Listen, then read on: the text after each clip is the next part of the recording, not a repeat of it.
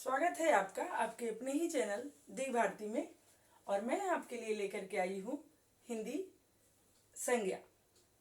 संज्ञा को हम लोग कैसे जानेंगे? संज्ञा का मतलब क्या है? अगर मेरे से पूछोगे, मैं सीधे शब्दों में कहूंगी कि संज्ञा का मतलब है, पहली बात कि जैसे पार्ट्स ऑफ स्पीच में दुनिया के जितने भी वर्ड हैं, उन सारे वर्डों को, जितने भी शब्द हैं, उन सारे शब्दों को हम 8 भागों में बांटते हैं। Noun, pronoun, adjective, verb, adverb, preposition, conjunction और इंट्रोजेक्शन के अंतर्गत। ठीक उसी तरह से हिंदी में भी 8 वर्गों में बांटते हैं, लेकिन 8 से पहले उनको 2 भागों में पार्टिसिपेट कर दिया जाता है। पहला होता है विकारी शब्द। विकारी, पहला शब्द के 2 भेद हो जाते हैं, विकारी और अविकारी। विकारी जिसके रूप में परिवर्तन होता है, रूप परिवर्तन, और अविकारी जिसमें रूप परिवर्तन नहीं होता, जिसमें रूप परिवर्तन नहीं होता। तो इसके अंतर्गत, विकारी के अंतर्गत क्या क्या आते हैं? संज्ञा, सर्वनाम, विशेषण, विशेषण और क्रिया। इसके अंतर्गत क्या क्या आ जाएंगे? इसके अंतर्गत आ जाएंगे क्रिया विशेषण,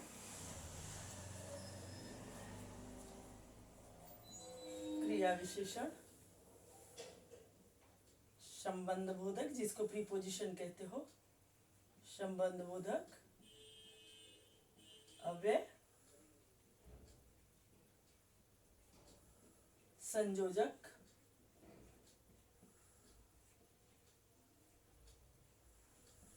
जिसको कंजंक्शन बोलते हो आप, और विस्मयादि बोधक।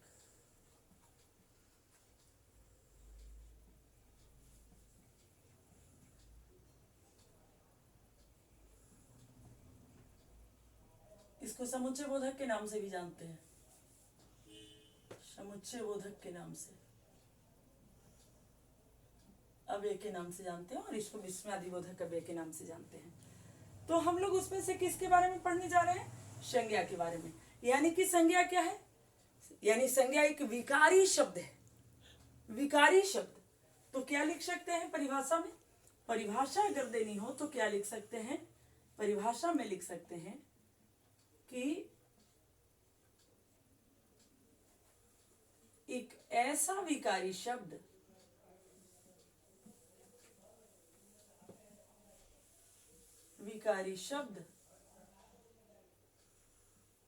जो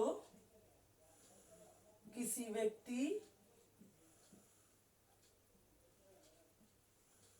व्यक्ति, वस्तु, स्थान या भाव का नाम हो, भाव का नाम हो। दूसरे शब्दों में, अथवा अगर इसको एकदम शॉर्ट कर दिया जाए समझने के लिहाज से, तो नाम को, किसी भी चीज के नाम को, किसी भी चीज के नाम को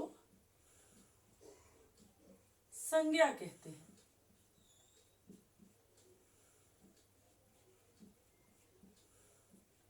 दूसरे शब्दों में इसे हम ना लें, हम उसके जगह पर क्या ले लें हम उसके जगह पर सिर्फ नाम को संज्ञा कहते हैं। मैं इसको हाईलाइट कर देती हूं, नाम को संज्ञा कहते हैं। उदाहरण के तौर पर नाम को संज्ञा करते हैं दुनिया की जितनी भी चीजें हैं। अब जैसे देखो, मैंने ये क्या ले रखी है, मार्कर, नाम है। मार्कर किसी ने तो नाम रखा होगा, इसका मार्कर नाम है। ये क्या है? हाथ। ये क्या है? चूड़ी। ये क्या है? चश्मा। ये क्या है? बाल। ये क्या है? नोज। ये क्या है? दीवार। ये क्या है? White board. ये क्या है? तार। तो हर एक चीज का ये क्या है? तो फैन। हर एक चीज की कोई ना कोई नाम होता है। तो उस नाम को ही, जिन चीजों के नाम होते हैं उसे ही हम संज्ञा कहते हैं। यानी नाम को ही संज्ञा कहते हैं। दूसरे शब्दों में नाम को ही संज्ञा कहते हैं। इतना आप समझ लें। यानी अगर हम किसी भी चीज को ले लें, किसी भी चीज को जिसका नाम हो, वो सारी चीजें जिनकी नाम होती हैं वो संज्ञा होती हैं। अब आप एग्जाम्पल के तौर पर याद करने बैठते थे तो राम है, पटना है, दिल्ली है, गंगा है, यमुना है, कृष्णा है, कावेरी है, हिमालय है, ऐसा याद करने की आवश्यकता आपको नहीं है। देख लो नजर घुमा करके अपने चारों ओर, जो जो चीजें नजर आती है, खिड़की, दीवार, दरवाजा, बेंच, टेबल, कुर्सी, कलम, कॉपी, किताब, मोबाइल, वायर, चार्जर, मार्कर, किताबें, टूल बॉक्स, मतलब जो भी नाम जो भी चीज का हो, हिंदी में हो या इंग्लिश में हो, वो सारी चीजें जिनके नाम है वो सारी चीजें संज्ञा है। चाहे वो जगह का नाम हो, चाहे वो नदी का नाम हो, चाहे वो पहाड़ का नाम हो, चाहे वो जानवर का नाम हो, चाहे वो आदमी का नाम हो, चाहे वो भावों का नाम हो, एक्सप्रेशन का नाम हो, वो सारी चीजें जिनकी नाम होती हैं वो सब की सब चीजें क्या होती है? संज्ञा। और भाव क्या होते हैं? प्यार हो गया, नफरत हो गया, ऊंचाई हो गई, गहराई हो गई, जो फीलिंग्स है उनके भी नाम होते हैं। तो जो भी नाम है वो सब के सब क्या होंगे? संज्ञा। अब आप इसका एक बार स्क्रीनशॉट लो, मैं आपको आगे बताती हूं। अब चले हम लोग देख लें काइंड्स को। संज्ञा के जो काइंड्स हैं हम लोग उसको देख लें। अब भेद में, अब तो पुराने जो ग्रामेरियंस थे, पुराने जो व्याकरण है, उसमें क्या लिखा हुआ है? संज्ञा के 5 भेद हैं। कुछ किताबें आज के डेट में क्या लिखती हैं? संज्ञा के 3 भेद हैं। तो हम लोग 5 को न पढ़ करके आधुनिक ग्रामेरियंस के अनुसार हम लोग संज्ञा के 3 भेद पढ़ेंगे। तो 3 भेद में हम लोग कौन कौन सा पढ़ेंगे? पहला, व्यक्तिवाचक संज्ञा। व्यक्तिवाचक संज्ञा। दूसरा,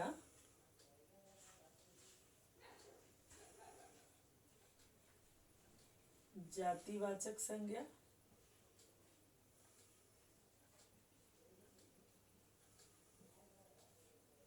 और तीसरा, भाववाचक संज्ञा। अब चलो हम लोग देख लेते हैं व्यक्तिवाचक संज्ञा को। व्यक्तिवाचक संज्ञा में मैंने लिया एक एग्जाम्पल, अमित। यहां पर मैं ली लड़का। भाववाचक संज्ञा को बाद में करेंगे हम लोग, भाववाचक संज्ञा को लास्ट में लेते हैं हम लोग। सबसे पहले हम लोग करें ये दोनों को, इसके आधार पर समझना होगा। अब आप सोचोगे कि दो को क्या खा गए क्या? दो कहां चले गए भाई?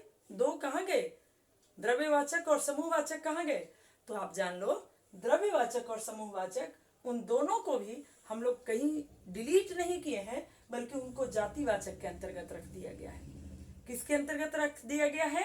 जातिवाचक के अंतर्गत। डिफिनेशन हम लोग उसका भी सीख लेंगे, पर होते 3 ही हैं, और द्रव्यवाचक और समूहवाचक जातिवाचक के अंतर्गत आते हैं। तो जातिवाचक में हम लोग क्या, व्यक्तिवाचक में हमने लिखा अमी, इसमें लिखा हमने राधा, यहां पर लिख रही हूं लड़की, यहां पर मैंने लिखा गंगा, यहां लिख रही हूं नदी, यहां पर लिख रही हूं हिमालय, यहां पर मैं लिख रही हूं पर्वत, यहां पर मैं लिख रही हूं जो आगे है आपका, यहां पर मैं आपको लिख रही हूं टॉमी, यहां पर लिखूंगी कुत्ता,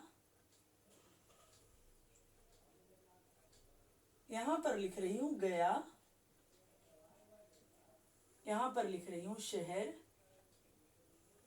इस तरह से आप देख लो कि जब हम किसी चीज का स्पेसिफिक विशेष नाम बनाते हैं जिससे कि पता चल जाए, मैं मान लो कि मैं ढेर सारे बच्चों के बीच में बोलूं, ए लड़का तुम उठो, तो क्या वो लड़का उठेगा जिसको मैं उठाना चाहती हूँ? नहीं ना।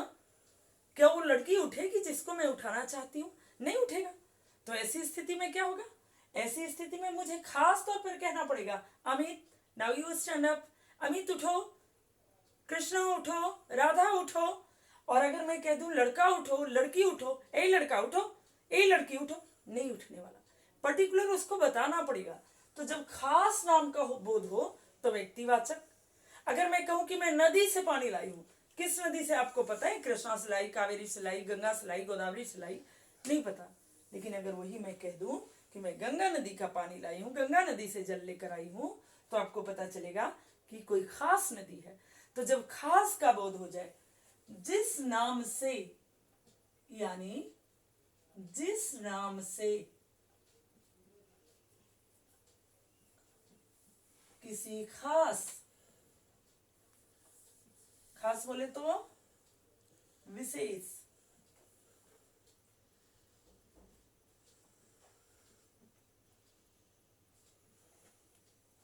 व्यक्ति, वस्तु या स्थान का बोध हो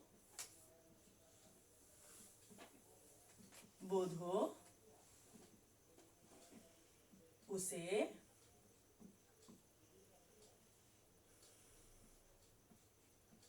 व्यक्तिवाचक संज्ञा कहते हैं। है ना? एग्जाम्पल के आधार पर क्लियर करना अलग अलग। जब आप बनाने बैठो ना तो 20-20 नाम लिखो, 20 लड़का का, 20 लड़की का, 20 शहर का, 20 गांव का, 20 पर्वत का। और जब जातिवाचक लिखने बैठो तो 20-20 करके लिखो। ऐसे करने से आपका क्लियरेंस हो जाएगा, पूरी तरह से डिफर करना आप सीख जाओगे। ठीक उसी तरह से जिस नाम से पूरी जाति भर का बोध हो, पूरी जाति भर का बोध हो,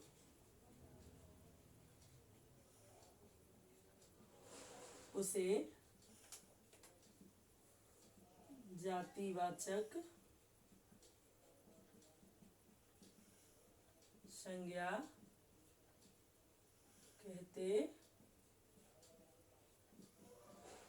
हैं। भाववाचक संज्ञा में क्या हो जाएगा? अब चलिए हम लोग भाववाचक संज्ञा की ओर चलते हैं। ये एक फीलिंग्स है।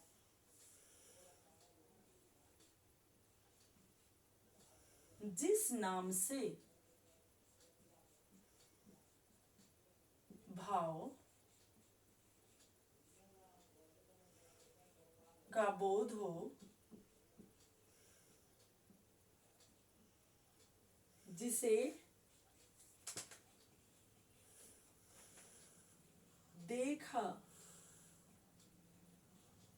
या छुआ ना जा सके, छुआ न जा सके, बल्कि महसूस हो, महसूस किया जा सके, उसे भाववाचक संज्ञा कहते हैं।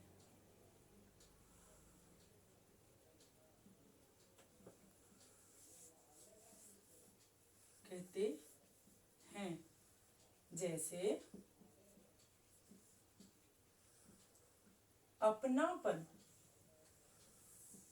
अपनापन, प्यार, नफरत, ऊंचाई,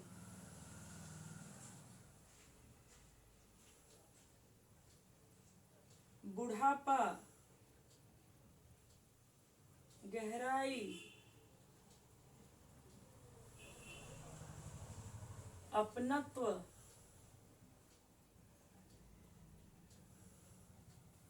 सौंदर्य, सुंदरता,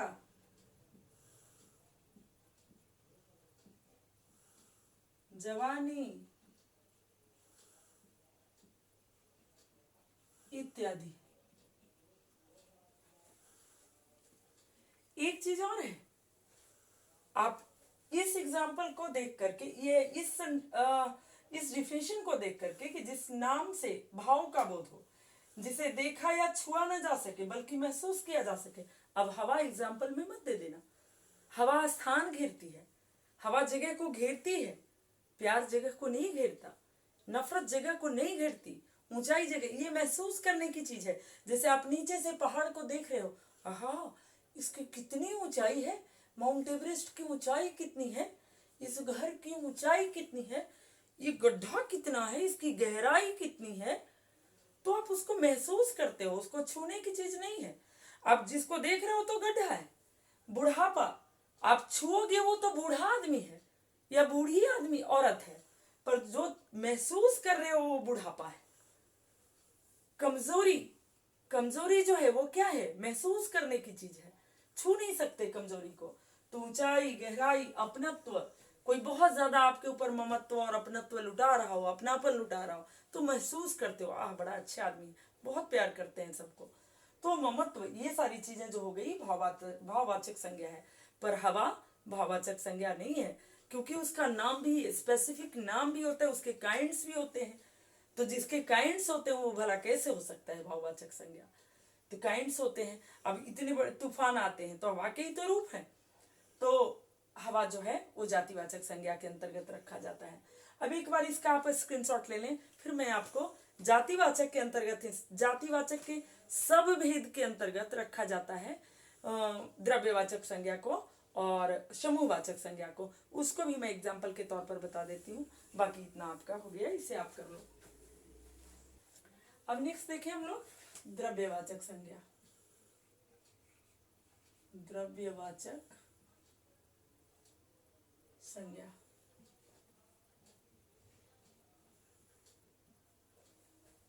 जिस संज्ञा से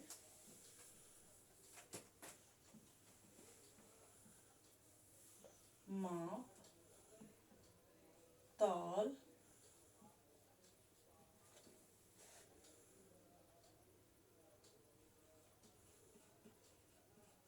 आदि की वस्तुओं का बोध हो,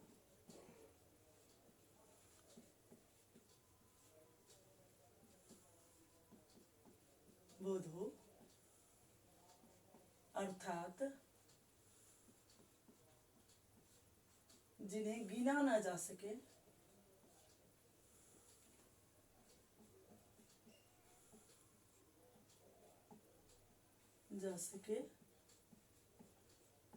बल्कि मापा या तौला जा सके।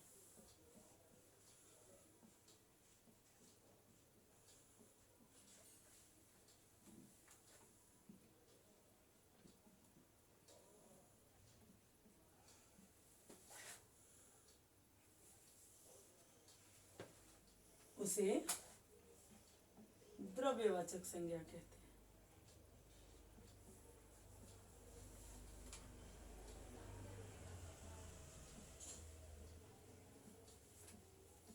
कहते हैं।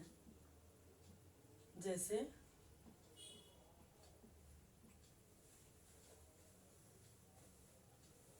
चावल, गेहूं, सोना, चांदी,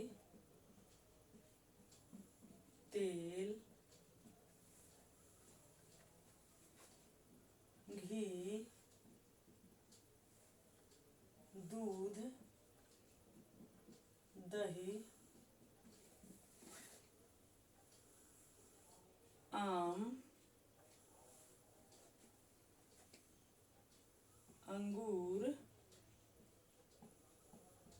इत्यादि।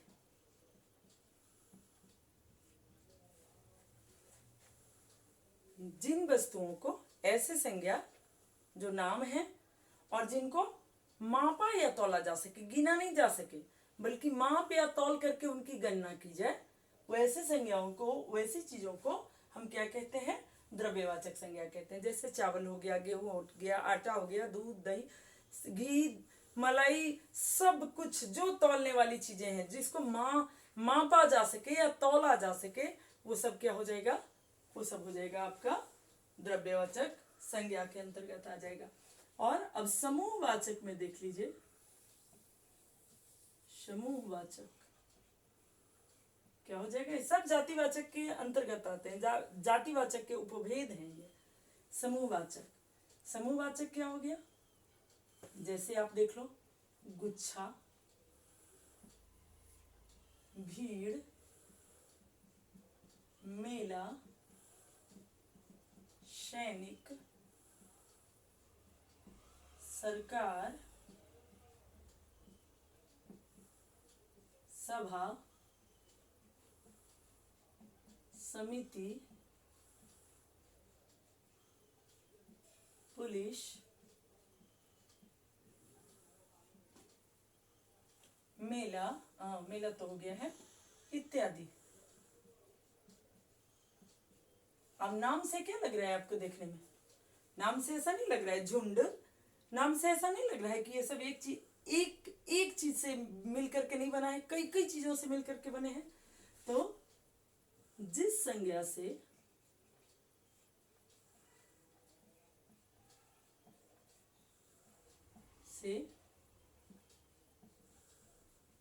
किसी समूह का बोध हो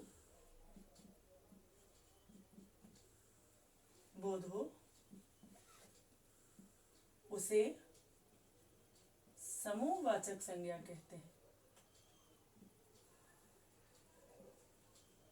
समूहवाचक